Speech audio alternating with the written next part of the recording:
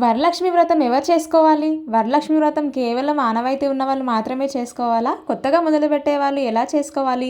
ప్రతి వరలక్ష్మి వ్రతానికి కాసు కొనాలా? ఒకటేసారి చేసుకునే వాళ్ళు వరలక్ష్మి వ్రతాన్ని ఎలా చేసుకోవాలి? వీటన్నిటిని కూడా నేను ఈ వీడియోలో మీకు అన్ని డౌట్లన్నీ క్లియర్ చేస్తాను. అయితే ముందుగా వరలక్ష్మి వ్రతం చేసుకోవడానికి మనకు ముందుగా కావాల్సిన పూజా సామాగ్రిని అంతా కూడా ఒకసారి చూపించేస్తున్నాను చూడండి. కేవలం 100 రూపాయల ఖర్చుతో మనమైతే వరలక్ష్మి వ్రతాన్ని చేసుకోవచ్చు. ఎక్కువగా హంగులకు ఆర్భాటాలకు పోయి మనం ఇబ్బంది పడాల్సిన పని లేదు. అయితే మనకు ముందుగా ఇక్కడ కావాల్సినవి పువ్వులు, తమలపాకులు, ఆకులు, వక్కలు, అలాగే కొబ్బరికాయ, అరటి పండ్లు, అగరబత్తీలు, ధూప్ స్టిక్స్ లేదా సాంబ్రాణి కప్స్. తర్వాత వచ్చేసి మనకి కావాల్సిన రాగి చెంబు, ప్రమిదలు, అలాగే ఒక రాగి ప్లేటు, పంచపాత్ర ఇవన్నీ కూడా కావాలి. అయితే పూజలో కలశం పెట్టుకునే ఆనవాయితీ ఉన్న వాళ్ళు మాత్రం కలశం కోసమని ఇలాగ రాగి చెంబు అయితే తీసుకోండి. లేకపోతే కనుక రాగి చెంబులో మామూలుగా నీళ్లు పోసి ఒక పువ్వు వేసి పెట్టుకొని అయినా చేసుకోవచ్చు.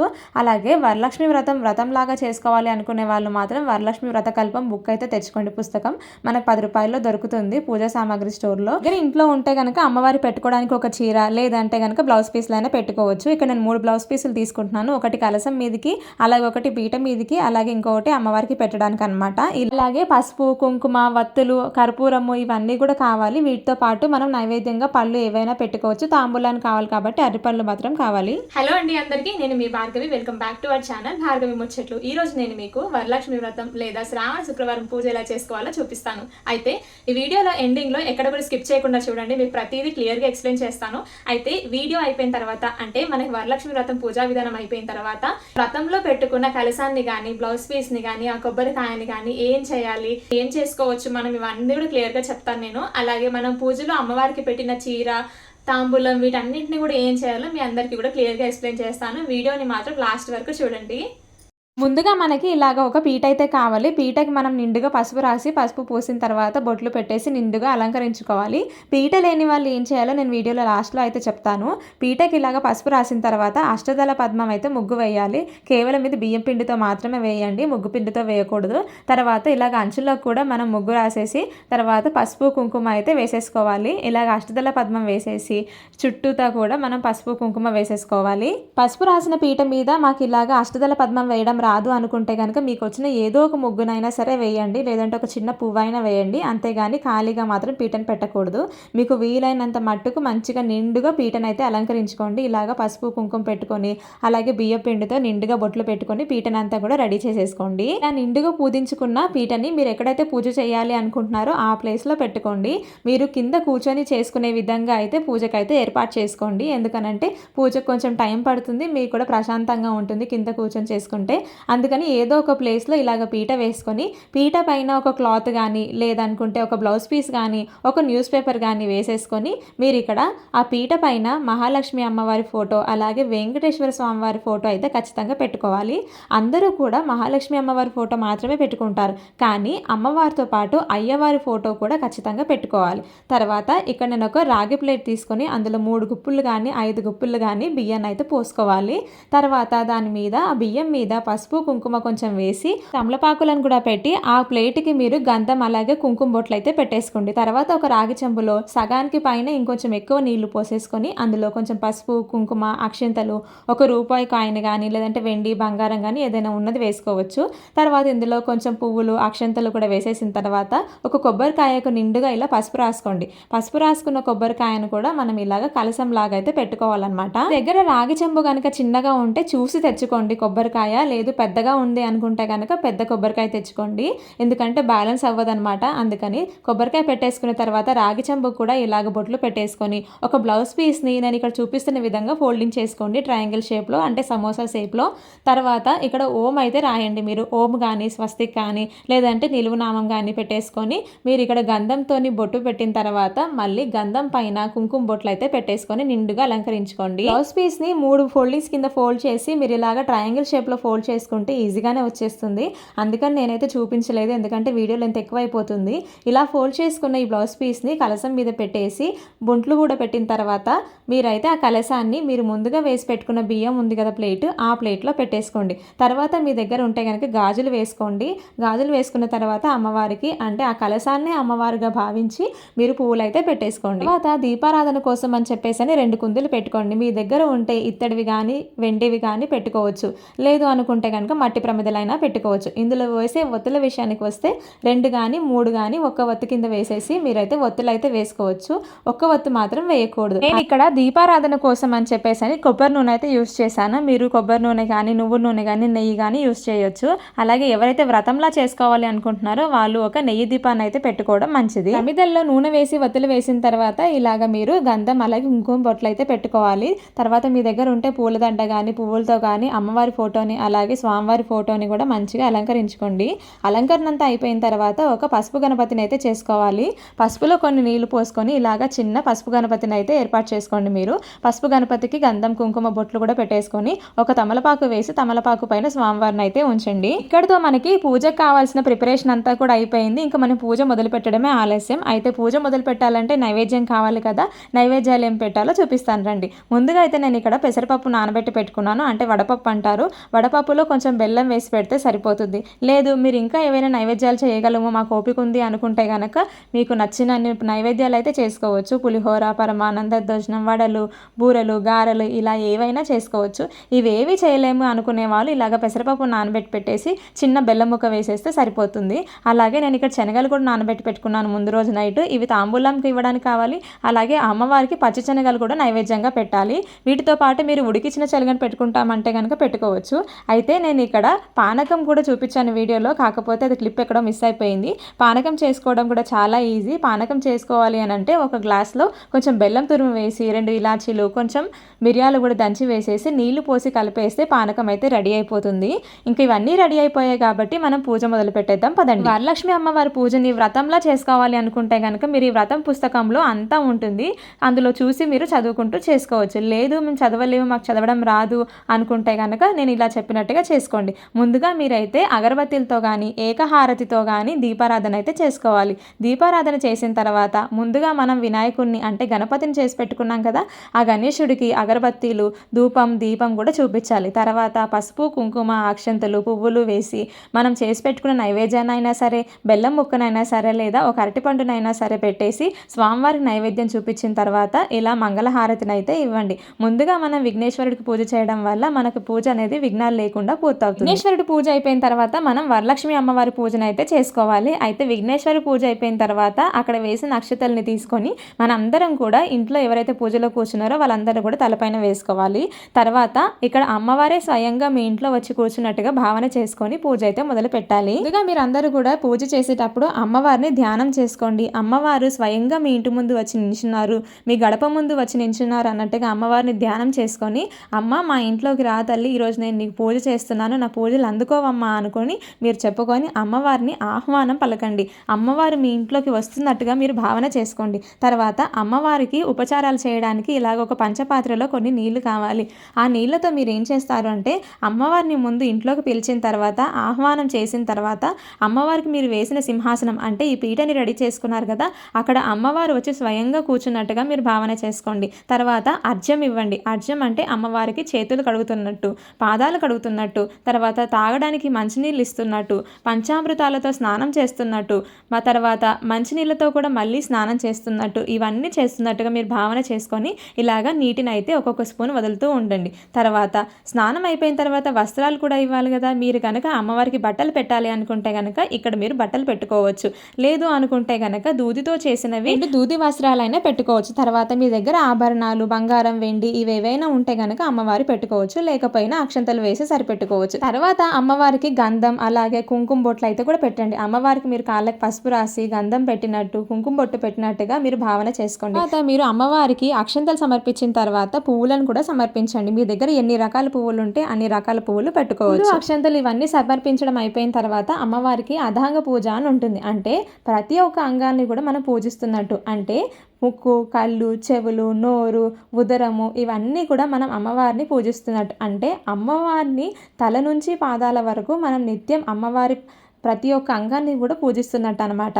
సో మీరు ఏం చేస్తారు అంటే మీరు మనసులో భావన చేసుకోండి, అమ్మ నేను నీ పాదాలను పూజిస్తున్నాను, నీ కాళ్ళను చేతులను పూజిస్తున్నాను, నీ రూపును పూజిస్తున్నాను, నీ తలని పూజిస్తున్నాను, నీ ఉదరాన్ని పూజిస్తున్నాను, నీ నాభిని పూజిస్తున్నాను, నీ స్తనాన్ని పూజిస్తున్నాను, ముఖాన్ని పూజిస్తున్నాను, కంఠాన్ని పూజిస్తున్నాను, నేత్రాన్ని పూజిస్తున్నాను, కర్ణాలను పూజిస్తున్నాను, తలను పూజిస్తున్నాను, ఇలా మీ సర్వాణి అంగాలను కూడా పూజిస్తున్నాను తల్లి అని చెప్పేసి వారికి పువ్వులు కానీ అక్షంతలు కానీ వేసుకొని మీరు ఇలాగా అమ్మవారికి నమస్కారం అయితే చేసుకోండి. దీంతో మీరు అమ్మవారి సర్వాణి అంగాలను అయితే పూజించినట్టుగా అవుతుంది. అథాంగ పూజ అయిపోయిన తర్వాత అమ్మవారికి మీరు వరలక్ష్మి అష్టోత్తరం అయితే చేసుకోవాలి. వరలక్ష్మి అష్టోత్తరం చేసుకోవడం మాకు వచ్చు, మేము చదవగలము అనుకుంటే కనుక బుక్లో ఉంటుంది, చూసి చదువుకుంటూ అక్షంతలతో కానీ పువ్వులతో కానీ చేసుకోండి.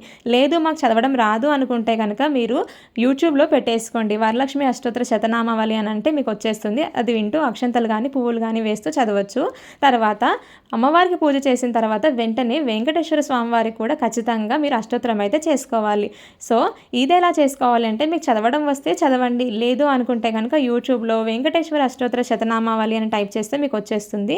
అది వింటూ కూడా మీరు పువ్వులు కానీ అక్షంతలు కానీ వేసుకుంటూ పూజ అయితే చేసుకోవచ్చు. మామూలుగా వ్రతం పుస్తకంలో వెంకటేశ్వర స్వామి వారికి అష్టోత్తరం చేసుకోవాలి అని చెప్పరు, కానీ అమ్మను పూజిస్తే అయ్యను కూడా ఖచ్చితంగా పూజించాల్సిందే, అయ్యను పూజిస్తే అమ్మను కూడా ఖచ్చితంగా పూజించాల్సిందే. అందుకని ఇద్దరికి అష్టోత్తరం అయితే చేసుకోండి. అమ్మవారికి అయ్యవారికి అష్టోత్తరాలు చేసుకున్న తర్వాత పంచోపచారాల పూజలు అయితే చేసుకోవాలి. అంటే ధూపం దీపం నైవేద్యం ఇవన్నీ చేయాలన్నమాట. ముందుగా అమ్మవారికి ధూపాన్ని చూపించండి, అలాగే దీపాన్ని చూపించండి. మీరు ఏవైతే నైవేద్యాలు చేసి పెట్టుకున్నారో ఆ నైవేద్యాలను పెట్టండి. మీరు చేసి పెట్టుకున్న నైవేద్యాలన్నీ పెట్టిన తర్వాత అమ్మవారికి నీటిని కూడా సమర్పించండి. మనం ఎలాగైతే అన్నం తిన్న తర్వాత నీళ్ళని తాగాలి అనుకుంటామో అలాగే అమ్మవారికి కూడా దాహం వేస్తుందంట.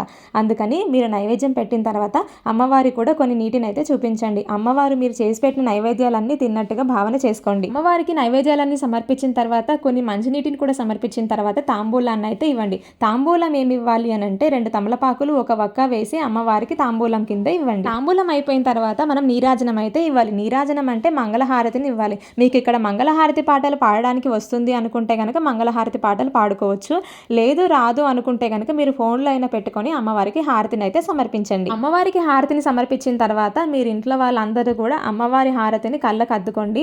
అమ్మవారి ఆశీస్సులు మీపై ఎల్లప్పుడూ ఉండాలని అమ్మని స్మరించుకుంటూ మంగళహారతిని అయితే ఇవ్వండి. మంగళహారతిని అంటే నీరాజనం ఇచ్చిన తర్వాత మనం మంత్రపుష్పం కూడా ఇవ్వాలి. మంత్రపుష్పం అంటే చేతిలో కొన్ని అక్షంతలు ఒక పువ్వు తీసుకొని అమ్మవారికి సమర్పణ చేయాలి. దీన్ని మనం మంత్రపుష్పం అంటాం.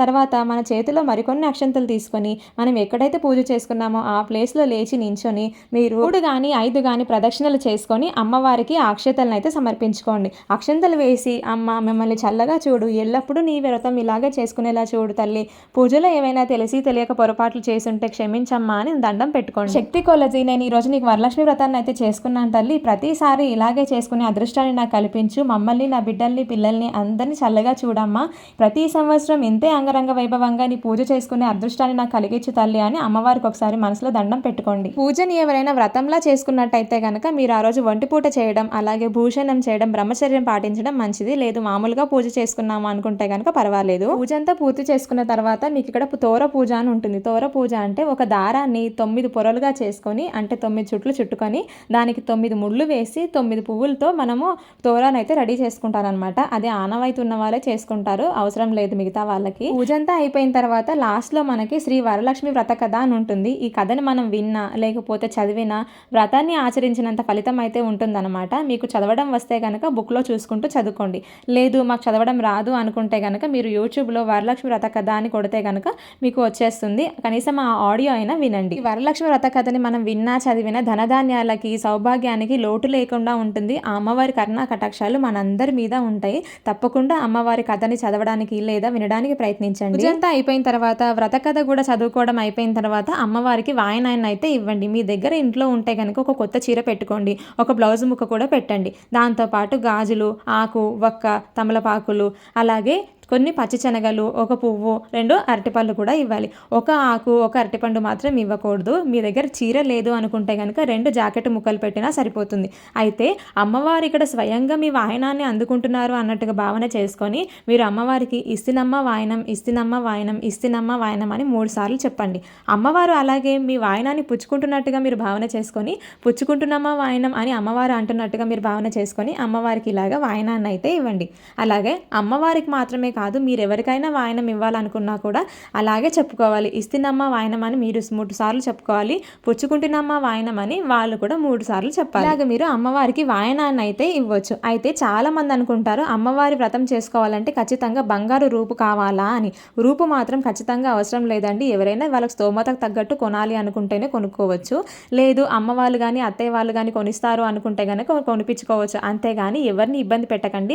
రూపు ఉంటేనే పూజ చేసుకోవాలనే రూల్ మాత్రం ఏమీ లేదు. తర్వాత మనం ఎవరికైనా తాంబూలం ఇవ్వాలంటే కనుక 2 తమలపాకులు, 2 అరటిపళ్ళు, ₹1 కాయిన్ కానీ లేదంటే ఒక వక్క, దీంతో పాటు కొన్ని పచ్చి శనగలు అంటే కొమ్ము శనగలు, 2 పువ్వులు, 2 గాజులు కానీ, గాజులు మీ దగ్గర ఉంటే ఇవ్వండి, లేకపోయినా పర్వాలేదు. వీటితో పాటు మీరు పసుపు రాసి వాళ్ళకి కాళ్ళకి గంధం, కుంకుమ, బొట్టు ఇవన్నీ పెడతారు కదా, ఇవి సరిపోతుంది. సపరేట్గా మీరు పసుపు కుంకుమ ప్యాకెట్ కూడా వేయాల్సిన పని లేదు. ఒక్క అరటిపండు, ఒక తమలపాకు మాత్రం ఇవ్వకూడదు. 2 అరటిపళ్ళు, 2 తమలపాకులు మాత్రం ఖచ్చితంగా ఇవ్వాలి. ప్లేట్తో మాత్రం అస్సలు తాంబూలం ఇవ్వకూడదు. వీటన్నిటిని కూడా చేతిలోకి తీసుకున్నాక మాత్రమే వాళ్ళకు తాంబూలాన్ని అయితే ఇవ్వండి. ఇలా తాంబూలాన్ని ఇవ్వండి మీరు. ఇప్పటి వరకు మీరు పూజా విధానం ఎలా చేసుకోవాలి, ఎప్పుడు చేసుకోవాలి ఇవన్నీ తెలుసుకున్నారు కదా. అయితే నేను మీకు మనం కలసం పెట్టిన తర్వాత కలసాన్ని మనం ఎప్పుడు కలపాలి, పెట్టిన తర్వాత ఈ కలసాన్ని ఏం చేయాలి, ఈ తమలపాకులు, పువ్వులను వీటన్నిటిని మనం ఏం చేయాలి, ఇక్కడ పెట్టిన వాయనాన్ని అలాగే తాంబూలాన్ని వీటన్నిటిని మనం ఏం చేయాలి, అమ్మవారికి పెట్టిన చీర ఎవరు కట్టుకోవాలి, ఇవన్నీ మీకైతే చెప్తాను నేను. మనం పూజలో పెట్టిన కలసాన్ని అయితే కనుక మనం నెక్స్ట్ డే అంటే శుక్రవారం నాడు పూజ చేసుకుంటే కనుక శుక్రవారం నాడు మనము కలసాన్ని అయితే కదపకూడదు. శుక్రవారం నాడు సాయంత్రం కూడా మళ్ళీ మనం ఒకసారి దీపారాధన అయితే చేసుకోవాలి. తర్వాత మరుసటి రోజు అంటే శనివారం నాడు మార్నింగ్ అంటే శనివారం రోజు ఉదయం అయితే మనము ఈ కలసాన్ని అయితే కదపవచ్చు. కలసాన్ని కదిపేసిన తర్వాత మనం పూజలో పెట్టుకున్న వెంకటేశ్వర స్వామి ఫోటోని అంటే పటాన్ని అలాగే లక్ష్మీ అమ్మవారి పటాన్ని కూడా తీసి మనం రెగ్యులర్గా ఎక్కడైతే పూజ చేసుకుంటామో మన పూజా మందిరంలో పెట్టేసుకోవచ్చు. అలాగే మీరు ఈ పూజని సపరేట్గా ఒక పీట వేసే కాకుండా మీ పూజా మందిరం ఇలా గనక ఉంటే గనక మీరు కూర్చొని చేసుకునే విధంగా ఉంటే గనక ఇలా అయినా చేసుకోవచ్చు. కింద సపోజ్ మీ దగ్గర పీట కూడా లేదు అనుకుంటే మాత్రం కింద ఒక క్లాత్ కానీ పేపర్ కానీ పరిచి నేను చూపించిన ప్రాసెస్లో మీరైతే చేసుకోవచ్చు. సరే, కలసం విషయానికి వస్తే గనక శుక్రవారం నాడు కదపకూడదు. శనివారం నాడు ఉదయం ఒకసారి దీపారాధన చేసుకున్న తర్వాత అప్పుడు ఒకసారి కలసాన్ని కదిపించేసిన తర్వాత ఆ దీపాలు కొండెక్కిన తర్వాత కలసాన్ని తీయాలి. కలసంలో మనం కొందరు బియ్యం వేస్తారు, కొందరు నీళ్ళు వేస్తారు. నేనైతే నీళ్లు పోసి ₹1 కాయిన్ అలా వేసాను. మీ దగ్గర ఉంటే కనుక బంగారం, వెండి ఇవన్నీ కూడా వేసుకోవచ్చు. అందరి దగ్గర ఉండవు కాబట్టి నేను కాయిన్ వేసి చూపించాను. అంటే ఒక నాణం అయితే వేయాలి. ఆ నాణాన్ని మీరు దేవుడి దగ్గర రోజు పెట్టుకోవచ్చు, లేదంటే భద్రంగా బీరువాలో పెట్టుకోవచ్చు మన కలసంలో వేసిన కాయిన్ని. అలాగే కలసంలో మనం నీళ్లు పోసాం కదా, ఆ నీటిని మీరు ఇల్లంతా కూడా శుద్ధి కింద నీళ్ళని చల్లుకు రావచ్చు. ఎందుకంటే కలసంలో పెట్టిన నీళ్లు గంగా, యమున, సరస్వతి 3 నదులతో సమానం అన్నమాట కలసంలో పెట్టిన నీళ్లు. అందుకని ఆ నీటిని మీరు ఇల్లు నిండా కూడా చల్లుకొని రావచ్చు. సో ఇంట్లో నెగిటివ్ ఏమైనా ఎనర్జీ ఏమైనా ఉంటే కనుక పోతుంది. ఇక కలసం పై పెట్టిన బ్లౌజ్ పీస్, ఈ బ్లౌజ్ పీస్ని మన ఇంట్లో ఎవరైనా పెద్దవాళ్ళు కానీ మన అమ్మ వాళ్ళు, అత్తయ్య వాళ్ళు ఎవరైనా ఉంటారు కదా, వాళ్ళకి ఎవరికైనా కూడా ఇవ్వచ్చు. సపోజ్ మీరే కుట్టించుకోవాలి, మీరే బ్లౌజ్ని వాడుకోవాలి అనుకుంటే కనుక మనం మంచిగా ఉన్నప్పుడు అంటే మనకు ముట్టు అంటూ లేనప్పుడు అలాంటి టైంలో మనమైతే ఆ బ్లౌజ్ పీస్ని కుట్టించుకున్నది మాత్రం వేసుకోవచ్చు. కాకపోతే పెద్దవాళ్ళకి ఇస్తే ఇంకా మంచిది. తర్వాత ఇక్కడ అమ్మవారి దగ్గర పెట్టిన మన గాజులు ఉన్నాయి కదా కలసం మీద, ఈ గాజుల్ని మాత్రం మీరు వేసేసుకోవచ్చు. అమ్మవారి దగ్గర మనం తాంబూలం కింద చీర, రవిక, గాజులు ఇవన్నీ పెట్టాం కదా, వీటిని ఏం చేయాలి అని మీకు డౌట్ వస్తుంది. సో దీన్ని కూడా మీరు వీలైతే మీరు కట్టుకోండి. మీరు ఇష్టంతో తెచ్చుకున్నారు చీర, అమ్మవారికి పెట్టి మీరు కట్టుకోవాలి అనుకున్నారు అనుకుంటే కనుక ఈ చీరని మీరే కట్టుకోవచ్చు. ఎవరికైనా ముత్తైదు కానీ ఎవరికైనా పెట్టాలనుకుంటున్నాం అనుకుంటే కనుక మీరైతే ఈ చీరని ఎలాంటి డౌట్ లేకుండా, ఎలాంటి సంకోచం లేకుండా పెట్టవచ్చు. లేదా మేమే కట్టుకుంటాము అనుకుంటే కనుక మీరు కట్టుకోవచ్చు. కాకపోతే శుచిగా శుభ్రంగా ఉన్న సమయాల్లో మాత్రమే అమ్మవారికి పెట్టిన చీరని అయితే కట్టుకోవాలి. అలాగే మనం ఈ తాంబూలంలో శనగలు, ఆకులు, వక్క ఇవన్నీ వేసాం కదా, ఈ శనగలు అయితే ప్రసాదం కింద తినేసేయండి. అలాగే గాజులు మీరు వేసుకోండి, వక్కను కూడా తినేయండి, లేదంటే మొక్కల్లో వేసేయండి. అండ్ మీకు కలసంలో నేను నీటి గురించి చెప్పాను, ఇల్లు నిండా చలుకురమ్మని. అలాగే కలసంలో వేసిన కాయిన్ గురించి చెప్పాను, బీరువాలో కానీ ఇంట్లో కానీ పూజా మందిరంలో కానీ పెట్టుకోమని. అలాగే బ్లౌజ్ పీస్ గురించి చెప్పాను, బ్లౌజ్ పీస్ మీరైనా కుట్టించుకోండి, లేదా మీ ఇంట్లో వాళ్ళకి ఎవరికైనా ఇవ్వండి. అందరికీ ఉండే డౌట్ ఇంకొకటి ఏంటి అని అంటే కలసం పైన పెట్టిన కొబ్బరికాయని ఏం చెయ్యాలి అని. ఆ కొబ్బరికాయని శనివారం నాడు తీసిన తర్వాత మీరు కొట్టేసి అంటే కొబ్బరికాయని కొట్టి అందులో ఉన్న వాటర్ మీరు తాగేసి మామూలుగా కొబ్బరిని మీరు తినొచ్చు, లేకపోతే కొబ్బరి పచ్చడిలోకి ఎందులోకైనా వాడుకోవచ్చు. లేదు మేము అమ్మవారి కింద భావించి కొబ్బరికాయని అలా పెట్టుకున్నాం కదా, కొట్టలేము మేము అనుకుంటే కనుక పారే నీళ్ళలో వదిలేయండి. అలాగే నేను ఇక్కడ మీకు అక్షంతలతో మాత్రమే అర్చన చేసి చూపించాను అమ్మవారికి అలాగే స్వామివారికి. మీరు లక్ష్మీ అమ్మవారికి అలాగే వెంకటేశ్వర స్వామి వారికి కుంకుమతో అలాగే పచ్చి కర్పూరంతో కూడా అర్చన చేసుకోవచ్చు. ఆ కుంకుమని మీరు మళ్ళీ సంవత్సరం దాకా యూస్ చేసుకోవచ్చు. అలా కుంకుమతో అర్చన చేసుకున్న కుంకుమని మీరు సంవత్సరం పాటు పెట్టుకుంటే మన సౌభాగ్యానికి ఎలాంటి లోటు లేకుండా ఉంటుంది. మనం నిశ్చింతగా ఉండొచ్చు. ఆ స్వామి అమ్మ మనల్ని ఎప్పుడూ కాపాడుతూ ఉంటారు. అలాగే వెంకటేశ్వర స్వామి వారికి అయితే పచ్చకర్పూరంతో అష్టోత్తరం చేసుకోవాలి. అలా అష్టోత్తరం చేసుకోవడం వల్ల ఆ పచ్చకర్పూరం ఎలాగైతే కరిగిపోతూ ఉంటుందో మన జీవితాల్లో ఉన్న కష్టాలు, ఆర్థిక సమస్యలు కూడా అదే విధంగా కరిగిపోతూ ఉంటాయి. ఇది నిజంగా చాలా బాగా పనిచేస్తుందండి. మీరు కూడా మీకు ఎవరికైనా తెలియకపోతే కనుక ఒక్కసారి ఈ వరలక్ష్మి వ్రతానికి మీరు ఎప్పుడైనా ఈ శుక్రవారం పూజ చేసుకుంటున్నప్పుడు ఒక్కసారి అమ్మవారికి కుంకుమతో అర్చన చేసి అలాగే వెంకటేశ్వర స్వామి వారికి పచ్చకర్పూరంతో అర్చన చేసి చూడండి. రిజల్ట్ మీకే తెలుస్తుంది. ఇక్కడ మనం కలసం కింద కూడా కొన్ని బియ్యం పోసాం కదా, అయితే ఆ బియ్యాన్ని ఏం చేయాలని కూడా మీకు చాలా మందికి డౌట్ వస్తుంది. అయితే ఆ బియ్యాన్ని మనం నాన్ వెజ్ వండుకొని రోజుల్లో, అంటే చాలా మంది శ్రావణ మాసం అంతా కూడా నాన్ వెజ్ మానేస్తారు, మిగతా రోజుల్లో వండుకోవచ్చు అనమాట. పరమాన్నం వండేస్తే మరి ఎక్కువ అయిపోతాయి ఆ బియ్యం. పరమాన్నం ఏం అవసరం లేదు, మామూలుగా వైట్ రైస్ వండేసుకొని తినొచ్చు మీరు. లేదు మేము పరమాన్నం లాగా చేస్తాము, చుట్టుపక్కల వారికి పంచిపెట్టుకుంటాము అనుకుంటే కనుక పరమాన్నం చేసుకోవచ్చు. లేదంటే వైట్ రైస్ వండేసుకొని మీరైతే అన్నం లాగా తినేసేయచ్చు. కానీ నీసు వండినప్పుడు మాత్రం ఈ కలసం కింద పోసిన బియ్యాన్ని మాత్రం వాడకుండా ఉంటే మంచిది. ఒకరిని చూసి ఒకరు ఈ మధ్య జర్మన్ సిల్వర్కి బాగా అలవాటు పడిపోయారు. జర్మన్ సిల్వర్ కూడా మనకు అసలు దేవుడి దగ్గర నైవేద్యం పెట్టడానికి కానీ దీపారాధన చేయడానికి కానీ అస్సలు పనికి రాదంటండి. ఓకేనా? అందుకని మీరు కనుక అసలు జర్మన్ సిల్వర్ ఐటమ్స్ మీ దగ్గర ఉంటే పూజలో మాత్రం వాడకండి. కేవలం వాటిని డెకరేషన్ పర్పస్ కింద మాత్రమే వాడుకోండి.